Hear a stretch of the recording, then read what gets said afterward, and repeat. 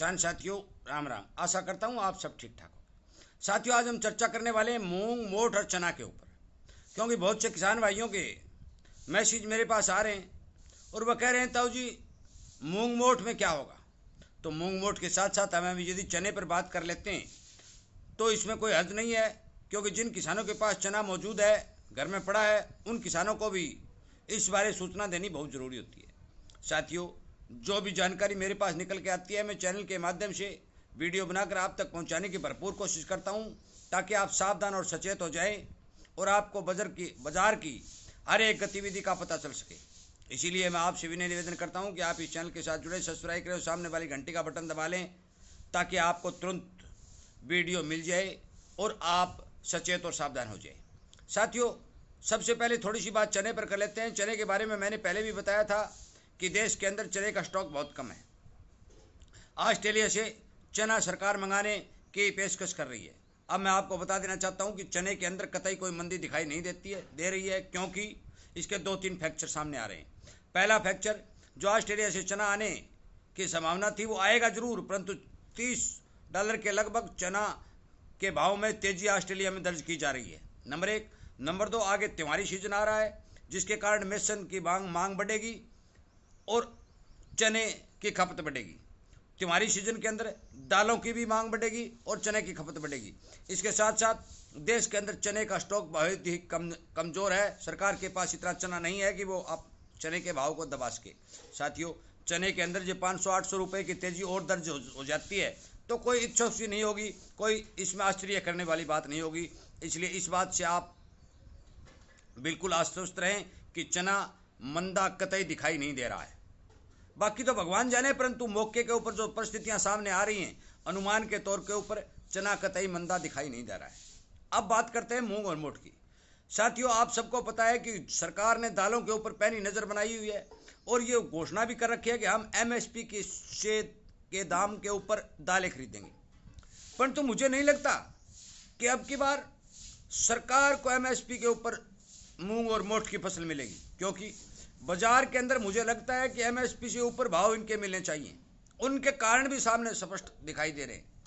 सबसे बड़ा कारण यह है कि लगातार जो सरकार बाहर से दाल मंगा रही है, इसका मतलब यह है कि देश के अंदर दाल वाली जो जिन्स हैं, जो फसलें हैं, उनकी बेहद कमी है। नंबर 1। नंबर 2, आपने ये भी देखा होगा कि कहीं कहीं बरसातें बहुत कम हैं और कहीं ज़्यादा भारी बरसात के अंदर फसल को बहुत ज़्यादा नुकसान हुआ है और मूंग मोठ की फसल जो है काफ़ी मात्रा में जो अधिक बिजाई हुई थी, उस अधिक बिजाई का असर जो है कम पड़ता दिखाई दे रहा है, क्योंकि ज़्यादा बरसात के कारण फसलें खराब हुई हैं और कम बरसात के कारण भी पौधों के अंदर ग्रोथ नहीं हो पाई है। तीसरा कारण, सबसे महत्वपूर्ण जो कारण है, वो मैं आपको बताने जा रहा हूँ कि लगभग 15-20 दिन से प्रवाह हवा चल रही है। साथियों, आज से 3 साल पहले 1.5 महीने तक लगातार प्रवाह हवा चली थी। फसलों ने ग्रोथ कर ली, बढ़वार हो गई, परंतु फाल इतना दिखाई नहीं दिया। इसका सबसे बड़ा कारण ये होता है कि प्रवाह हवा के अंदर 80 और 90% तक नमी होती है। इतनी ज़्यादा नमी के कारण जो भी फलियां और फल बनने के लिए फूल लगते हैं, वो नमी से प्रभावित होते हैं और अपना फाल नहीं बना सकते, वो ज़मीन पर गिर जाते हैं। साथियों, एक कोई भी फसल हो, उसका फाल लेने का तीन स्टेज होती हैं। अगेती फसल के अंदर या पछेती फसल के अंदर। अगेती फसल के अंदर जो 3 स्टेज होती है, वो पहली स्टेज निकल चुकी है। अब दूसरी स्टेज और तीसरी स्टेज बाकी है, जिसी कारण आपको पता है कि पछेती जो फसल हम बोते हैं, उनके अंदर प्रोडक्शन कम निकलता है, वजन कम बैठता है, वो औसत कम देती है। उसका सबसे बड़ा यही कारण होता है कि जो 3 स्टेज फाल की होती है, पहली, दूसरी और तीसरी, यदि मौसम ठीक चलता है और तीनों ही स्टेज फाल बनाने में कामयाब होती है तो प्रोडक्शन बम्पर करता है। परंतु यह आपको साफ दिखाई दे रहा है। बेशक आपके खेतों में जाके देख लीजिए, नरमा में देख लीजिए, ग्वार में देख लीजिए, मूंग और मोठ में देख लीजिए, एक बाजरा को छोड़ के, क्योंकि बाजरा ने अभी तक सिट्टा नहीं निकाला है।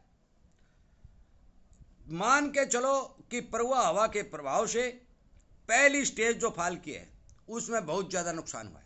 अब बात रही दूसरी और तीसरी स्टेज की। यदि लगातार प्रवाह 15 दिन तक और चलती है तो दूसरी स्टेज भी प्रभावित होगी, लास्ट स्टेज मिलेगी। और लास्ट स्टेज जिस तरह 75 बिजाई में मिलती है, उसी प्रकार प्रोडक्शन घटेगा ही घटेगा। साथियों, जब प्रोडक्शन घटेगा, डिमांड लगातार बनी हुई है, तो मान के चलो कि भाव में मंदे की कोई संभावना नहीं है। साथियों, मैं अनुमान के तौर पर जो अंदाजा लगाया जा रहा है, जो विशेषज्ञ बता रहे हैं, जो डॉक्टर लोग बता रहे हैं, वो सब बातें मैं आपको वीडियो के माध्यम से बता रहा हूँ। कुछ भाई ये कहेंगे कि गारंटी ले लो। भाई गारंटी किसी चीज़ की नहीं होती। मेरा काम है आपको सावधान और सचेत करना, और आपको ये बातें बताना कि इन कारणों से प्रोडक्शन कम होने जा रहा है, इन कारणों से भाव में तेजी की संभावना बन रही है। यदि मुझे ये लगता कि इनमें मंदी दिखाई दे रही है तो मैं मंदी की कह देता, मेरे को मंदी कह, परंतु मौके के ऊपर दाल वाली फसलों के अंदर मैंने 4 महीने से लगातार वीडियो बना रहा हूँ कि दाल वाली फसलों के अंदर मुझे कतई मंदा दिखाई नहीं दे रहा है। इसलिए जो भी किसान भाई मूंग मोट की बिजाई कर रखी है, उन किसान भाइयों को मेरी सलाह है कि आप बाजार के ऊपर पैनी नज़र रखें, माल को धीरे धीरे निकालें, एक साथ माल मत निकालें, क्योंकि कोई पता नहीं बाजार उछाल खा सकता है। यह बात मैं आपको सावधान करने के लिए बता रहा हूँ। साथियों, इसी तरह जिस तरह से चना, उदयपुर से एक किसान था उमेद सिंह, उसने मेरे से चने के बारे में बात की थी। मैंने कहा भी 6,000 क्रॉस कर जाएगा, उसने 5,500 रुपये में चना बेच दिया। अब वो फ़ोन करा है, ताऊ जी मेरा तो बहुत बड़ा नुकसान हो गया। भाई मैं क्या करूं, मैंने तो आपको ये कहा था कि 6,000 क्रॉस कर जाएगा, परंतु आपने विश्वास नहीं किया। उस बात का मेरे पास इलाज नहीं है, परंतु मैं आपको आश्वस्त और ये बात बता देना चाहता हूँ कि इन तीनों ही जिनसों के अंदर कतई कोई मंदा दिखाई नहीं दे रहा। मूंग मोट की पैदावार और फसलें बहुत अच्छी है, परंतु 75 फसल में पीलापन भी आएगा। गुच्छे जो लगते वो प्रभावित होंगे, क्योंकि बड़ा गुच्छा लगना 75 फसल में संभव नहीं होता, अगेती फसलों में लगता है, और जिस कारण प्रोडक्शन ज़्यादा निकलता है। पिछले साल भी कुछ भाइयों के ग्वार की फसल 20-20 मन तक निकल चुकी थी, अब की बार नहीं निकलेगी, क्योंकि फाल आने की पहली स्टेज परवा ने खत्म कर दी। अब दूसरी और तीसरी स्टेज बाकी है। साथियों, जहाँ बरसात हुई है वहाँ नुकसान भी ज़्यादा हुआ है, इसलिए कृपया करके मेरी बात पर ध्यान दें, इग्नोर न करें, हर किसान तक इस बात को शेयर करें। और इसी तरह की जानकारी नौजवान पीढ़ी के लिए बहुत ज़रूरी होती है, क्योंकि किस हवा से क्या फ़ायदा होता है, किस हवा से क्या नुकसान होता है, फाल आने की कितनी स्टेज होती है। जो खेती करने वाला बंदा है, उस बंदे को इन बातों का नॉलेज होना बहुत ही ज़रूरी है। इसलिए मैं ये बात बताना चाहता हूँ कि जो इस चैनल के ऊपर नौजवान पीढ़ी के लिए जानकारी मिल रही है, वो जानकारी उनको आगे आने वाले भविष्य में काम आएंगी। और इसीलिए मैं कह रहा हूं कि आप इस चैनल के साथ जुड़ करके सब्सक्राइब करके सामने वाली घंटी का बटन दबाकर इस चैनल पर दी जाने वाली जानकारियों का लाभ उठाएं, ताकि आपको इस बात का पता चले। कई बार कोई कह देता है कि बरसात बहुत हो गई, भाई बहुत ज़्यादा अनाज पैदा हो जाएगा। साथियों, ये ज़रूरी नहीं है। और ये कहते हैं बरसात बहुत कम हुई है, भाई बहुत कम अनाज पैदा हुआ है, ये भी जरूरी नहीं है। साथियों, यदि मौसम अनुकूल होता है, हवाएं ठीक चलती हैं, रोग बीमारी कम आती हैं, तो छोटे छोटे पौधों के अंदर भी गुच्छे लग जाते हैं। और यदि मौसम अनुकूल नहीं होता है, परवापून का जोर बना होता है, तो 6-6 फुट की हाइट वाली फसल में भी अनाज नहीं निकलता। इसलिए इस बात का ध्यान रखें, गौर करें, और अपने हर दोस्त तक इस तरह की जानकारी पहुंचाने की कृपा करें। साथियों, इसी तरह की जो जानकारियां आपको और किसानी के लिए जो ज़रूरी होती हैं, किसानी खेती के लिए ज़रूरी होती है और किसान के पक्ष में होती है, मैं हर समय वीडियो बनाकर आप तक पहुंचाने की भरपूर कोशिश करता हूं। और आपसे उम्मीद करता हूं कि आप इस तरह की जानकारियों को हर किसान तक पहुंचाएंगे और ख़ुद भी इस तरह की जानकारियों का लाभ उठाएंगे। साथियों, वीडियो सुनने के लिए, लाइक करने के लिए, चैनल के साथ जुड़ करके इस तरह की जानकारियों का लाभ उठाने के लिए, मेरी बात पर विश्वास करने के लिए आप सबका बहुत बहुत धन्यवाद।